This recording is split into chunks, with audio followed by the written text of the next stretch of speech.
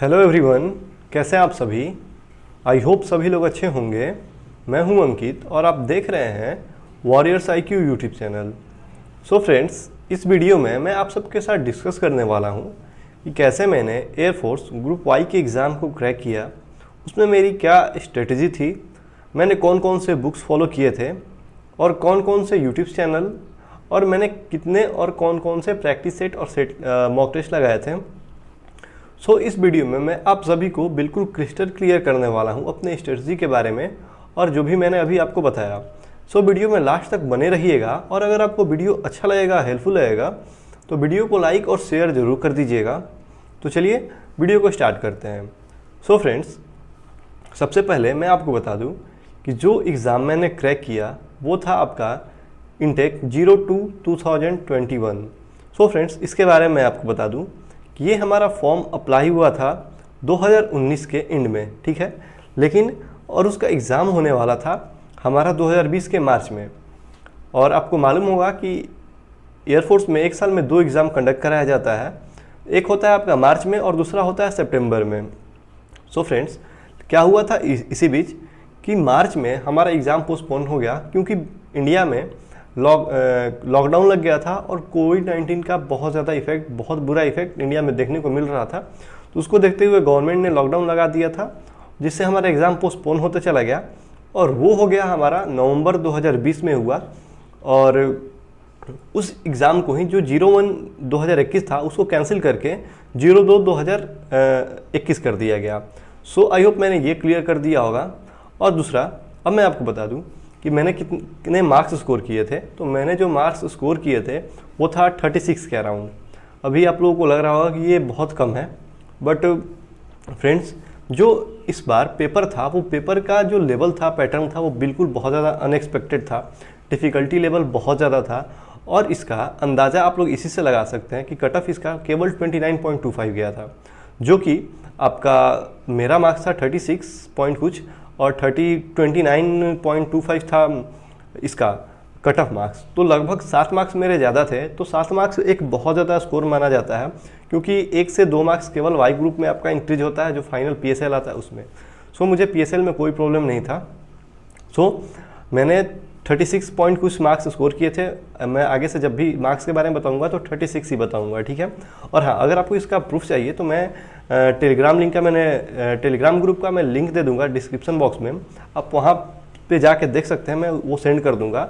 और इसके अलावा वहाँ पर मैंने अपने जो भी नोट्स बनाए थे वाई ग्रुप के प्रिपरेशन के टाइम, वो भी मैं आपको शेयर कर दूंगा। वो आपके लिए बहुत ज़्यादा बेनिफिशियल होगा। सो आप लोग टेलीग्राम चैनल भी ज्वाइन कर लीजिएगा। अब मैं आता हूँ कि मैंने कौन कौन से बुक्स फॉलो किए थे और मेरी क्या स्ट्रेटजी थी। सो फ्रेंड्स, सबसे पहले तो मेरी जो स्ट्रेटजी थी वो था कि जल्दी से जल्दी अपना सिलेबस कंप्लीट कर लूँ। सिंस मैं SSC के लिए प्रिपरेशन करता था तो मैथमेटिक्स में मुझे कोई प्रॉब्लम नहीं था और इंग्लिश में भी मुझे बहुत खास प्रॉब्लम नहीं था। जो प्रॉब्लम था मुझे वो रीजनिंग में था, क्योंकि देखिए, जब मैंने पेपर को एनालाइज़ किया था, जब मैंने प्रीवियस ईयर के पेपर को देखा था, तो मुझे इतना तो मालूम चल गया था कि जो एयरफोर्स का जो पेपर आता है वो बहुत ज़्यादा डिफ़िकल्ट नहीं आता है, लेकिन इसमें रीजनिंग बहुत ज़्यादा इंपॉर्टेंट रोल प्ले करता है और इंग्लिश बहुत ज़्यादा रोल प्ले करता है। क्योंकि जो रागा का सेक्शन होता है उसमें 15 से 18 क्वेश्चन केवल आपको रीजनिंग के मिलते हैं, 5 से 6 आपको इंग्लिश और वहीं 6 से 7 जो बचे वो आपके जीके और करंट अफेयर्स हो जाते हैं। तो मुझे ये क्लियर हो गया था कि रीजनिंग और इंग्लिश में मुझे बहुत ज़्यादा मेहनत करना है। तो सबसे पहले मैंने इंग्लिश के लिए क्या किया वो मैं आपको बताता हूँ। देखिए फ्रेंड्स, मेरा टारगेट था कि मार्च तक मुझे अपने सारे सिलेबस कंप्लीट कर लेने हैं। जो भी रीजनिंग, मैथ, सारे टॉपिक्स मुझे क्लियर कर लेने थे मार्च तक, जो मैं क्लियर भी कर लिया था मार्च के एंड, मतलब फरवरी के एंड तक। नवंबर में मैंने जब फॉर्म अप्लाई किया था, मैंने उसी टाइम से बहुत अच्छे ढंग से प्रिपरेशन स्टार्ट कर दिया था और फरवरी के एंड आते आते मैंने अपना सिलेबस कंप्लीट कर लिया था। सो सबसे पहले मैं आपको बता दूं इंग्लिश के बारे में कि इंग्लिश के लिए मैंने कैसे प्रिपरेशन किया। तो देखिए, इंग्लिश के लिए जो मेरे सोर्सेज थे वो थे यूट्यूब, इंग्लिश का 2 ठो बुक, बस यही मेरे सोर्सेज थे। तो देखिए, इंग्लिश में वोकेबलरी के लिए मैंने जो पढ़ा था वो था लूसेंट बुक। मैंने लूसेंट बुक के सारे वोकेबलरी, चाहे वो इडियम्स हो, फ्रेजेस हो और वन वर्ड सब्स्टिट्यूशन हो, सिनोनिम्स हो, एंटोनिम्स हो, सारे लर्न कर दिए थे और साथ ही साथ मैं उसका नोट्स भी बनाता था, ठीक है। और इसके अलावा यूट्यूब पर मैंने फॉलो किया था सुपर फास्ट इंग्लिश एकेडमी करके एक चैनल है, राम सर पढ़ाते हैं। और इसके अलावा नीरज शर्मा इंग्लिश क्लासेस करके एक सर हैं, वो भी बहुत अच्छा पढ़ाते हैं। सर ने आई थिंक 50 के आसपास प्रैक्टिस सेट अपलोड किए हुए हैं, जो कि बहुत ज़्यादा बेनिफिशियल है, आप उसको कर सकते हैं। और मैं साथ साथ जो नोट्स बनाता था, ठीक है, ताकि मुझे अगर आगे जब भी ज़रूरत पड़ता था, कहीं पे प्रॉब्लम आता था, तो मैं रिवाइज कर सकूं। तो ये मैंने कर लिया था। हालांकि मैं मतलब मार्च के एंड तक, अभी तक मैंने नीरज शर्मा क्लासेस को मतलब मुझे नहीं मालूम था। वो मुझे मालूम चला जब हमारा लॉकडाउन लग गया और एग्ज़ाम पोस्टपोन हो गया। तो मैं यूट्यूब पर सर्च कर रहा था और इंग्लिश के बारे में, तो मुझे नीरज शर्मा क्लासेस के बारे में पता चला और देखा तो मतलब सर ने बहुत अच्छे ढंग से प्रैक्टिस सेट वहाँ पे करवा रखे हैं। सो इससे मैंने इंग्लिश को अपना क्लियर किया Neeraj Sharma English classes, Lucent और अपना सुपरफास्ट इंग्लिश एकेडमी से। अब मैं बात करता हूँ रीजनिंग के लिए मैंने क्या किया। फ्रेंड्स, रीजनिंग बहुत ज़्यादा इंपॉर्टेंट रोल प्ले करता है। उसमें मेनली नॉन वर्बल सेक्शन के लिए बहुत इंपॉर्टेंट है, क्योंकि वहाँ पे 5 क्वेश्चन आता है नॉन वर्बल का, जो कि बहुत डिफिकल्ट था। और जो हमारा सेक्शन था जिसमें हम लोगों का एग्ज़ाम था 2020 में, वो पेपर तो बिल्कुल अनएक्सपेक्टेड था। उसमें सारे कुछ बहुत टफ थे, कोई भी रीजनिंग हो, वर्बल रीजनिंग हो, नॉन वर्बल रीजनिंग हो। मैथमेटिक्स भी बहुत ज़्यादा लेंदी था। बट मुझे एक बेनिफिट हुआ कि मैं एसएससी का प्रिपरेशन करता था, तो मुझे उतना ज़्यादा मैथ से प्रॉब्लम नहीं हुआ। मैथ में 5 से 6 क्वेश्चन थे, मैंने सबको कर लिया। और मैथ के लिए चलिए मैं अब अगर मैथ के बारे में बता रहा हूँ तो मैथ के बारे में ही बता दूँ कि मैथ के लिए मैंने A to Z स्टडी करके फॉलो किया था चैनल। मैं आज भी उनको देखता हूँ। सर ने लगभग सारे टॉपिक्स आपको एक एक करके क्लियर किए हुए हैं, आप उनको ज़रूर फॉलो करिए, आपको बहुत ज़्यादा हेल्प मिलेगा। और इसके अलावा रीजनिंग के लिए भी मैंने A to Z स्टडी को फॉलो किया था और एक माई स्टडी दोस्त करके यूट्यूब चैनल है, उसको फॉलो किया था। इससे मैंने जो भी वर्बल सेक्शन थे, यानी रीजनिंग के वर्बल सेक्शन था, मैंने वो कंप्लीट किया। और उसमें नॉन वर्बल के लिए मैं एक बुक है how to crack test of reasoning, वो फॉलो किया।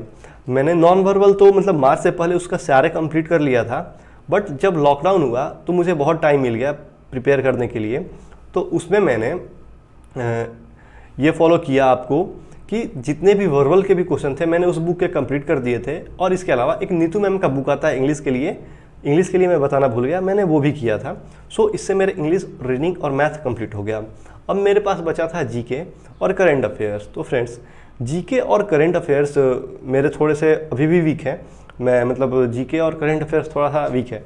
और जनरली जो भी स्टूडेंट एसएससी का प्रिपेयर करते हैं उनका जीके वीक सेक्शन रहता ही है। तो मैं जीके के लिए परमार सर के यूट्यूब चैनल को फॉलो करता था।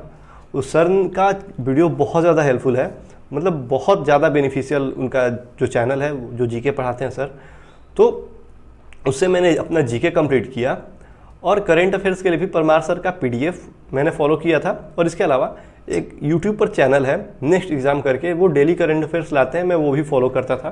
तो मुझे करंट अफेयर्स से कुछ खास प्रॉब्लम नहीं था, मेनली मुझे जीके से प्रॉब्लम था, जो कि परमार सर से पढ़ने के बाद मेरा मतलब लगभग दूर हो गया था। अब मेरा लगभग सब कुछ कंप्लीट हो गया था। और मैं क्या करता था कि मार्च से पहले मैं ऑफलाइन सेट लगाता था, ठीक है। उसमें मैंने अरिहंत पब्लिकेशन, दिशा पब्लिकेशन और इसके अलावा करतार पब्लिकेशन, इन तीनों का प्रैक्टिस सेट 2 से 3 बार मैंने लगा लिया था। अब जैसे जैसे मैं ये करता था, अपना टॉपिक्स भी क्लियर करता था और डेली 1 से 2 मॉक टेस्ट भी लगाता था। लेकिन जब मुझे लॉकडाउन लगा और मुझे पता चला परीक्षा एप्लीकेशन के बारे में, फ्रेंड्स, परीक्षा application one of the best application है। मुझे बहुत ज़्यादा पर्सनली मुझे बहुत ज़्यादा हेल्प किया, ठीक है।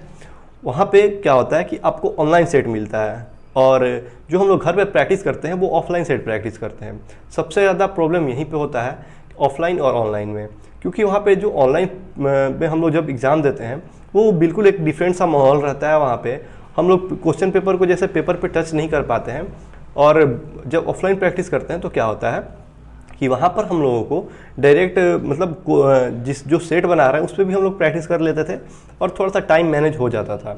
लेकिन वहाँ पर आपका ऑनलाइन में ऐसा नहीं कर सकते। आपके सामने स्क्रीन रहता है, फ़ोन रहता है या फिर लैपटॉप रहता है, आप उस पर प्रैक्टिस करते हैं तो वो आपका मतलब वो डिफरेंट माहौल रहता है। और वहाँ पे लगभग आपके रीजनिंग में और मैथ में आपके 2 से 3 मिनट्स ऐसे होते हैं जो एक्स्ट्रा लग जाते हैं। वैसे मतलब इंग्लिश के लिए तो कोई बहुत ज़्यादा इशू नहीं है ऑनलाइन प्रैक्टिस करने का, बट रागा सेक्शन के लिए बहुत ज़्यादा इंपॉर्टेंट है ताकि आपका टाइम मैनेज हो पाए। मैंने परीक्षा एप्लीकेशन पे 20 सेट लगाए थे जो मेरे लिए बहुत ज़्यादा बेनिफिशियल था। इसलिए मैं आप लोगों को भी रिकमेंड करता हूँ कि अगर आपने अभी तक कोई भी ऑनलाइन मॉक टेस्ट नहीं लगाया है या फिर कोई भी लगा रहे हैं, जितना ज़्यादा से ज़्यादा लगाइएगा आपके लिए बेनिफिशियल होगा। अब आपका एग्ज़ाम भी आने वाला है, सो मैं आपको चाहता हूँ कि आप लोग परीक्षा एप्लीकेशन का यूज़ करिए। वहाँ पर अब तो 25 सेट हो गए हैं और उसका प्राइस है 300। लेकिन अगर आप हमारा कोड यूज़ करेंगे वॉरियर्स IQ50 तो आपको 50% का डिस्काउंट मिलेगा और केवल आपको 149 रुपीज़ ही पे करना पड़ेगा।